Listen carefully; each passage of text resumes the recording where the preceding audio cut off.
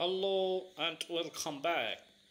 This is part 2 of our spoken English for beginners series. Today I will learn how to talk about your daily routine in English.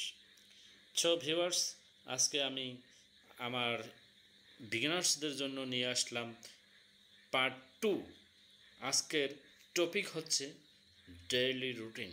আপনি daily routine একটা কীভাবে তৈরি করবেন বা daily routine সম্বন্ধে আপনি কী বলবেন, কীভাবে বলবেন, সেগুলো জানা খুবই জরুরি। So let's learn some daily routine words.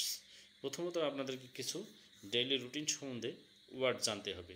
So let's learn some daily routine words. Okay, wake up, brush my teeth, take a shower, eat breakfast, go to school, study, sleep।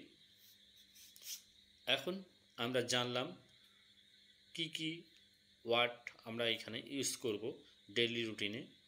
তো এগুলোকে আমরা সিম্পল সেন্টেন্স দিয়ে এই ওয়ার্ডগুলোকে ব্যবহার করব in a simple sentence. Okay, here are some simple sentences.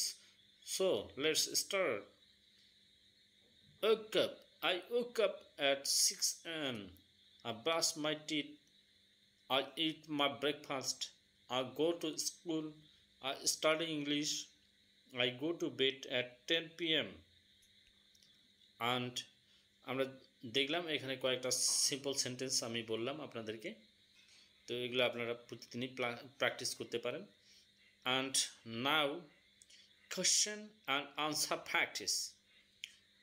Question and answer practice আপনারা প্রতিদিনই এই কোয়েশ্চেন অ্যান্ড আনসার প্র্যাকটিস করলে আপনার ডেইলি রুটিনটা বলতে পারবেন বা বুঝতে পারবেন, বলতে পারবেন, জানাইতে পারবেন। ওকে, তো so practice speaking now. What time do you wake up? I wake up at 6 a.m. Do you go to school? Yes, I go, I do. দুইভাবেই বলতে পারবেন। When do you sleep? I sleep at 10 p.m. And now conversation example. Okay? তো কিভাবে question করলে, কিভাবে question করবেন, কিভাবে answer করবেন, সবগুলোই আপনি এখানে জানতে পারতেছেন। ওকে, and conversation example now. What time do you get up? I get up at 7 o'clock. Do you eat breakfast? Yes, I'll eat breakfast at 8 a.m. So, আজকে এ পর্যন্তই। Now practice talking about your daily routine every day. In the next video, we'll learn about talking with friends in English. So, don't forget to like, share and subscribe.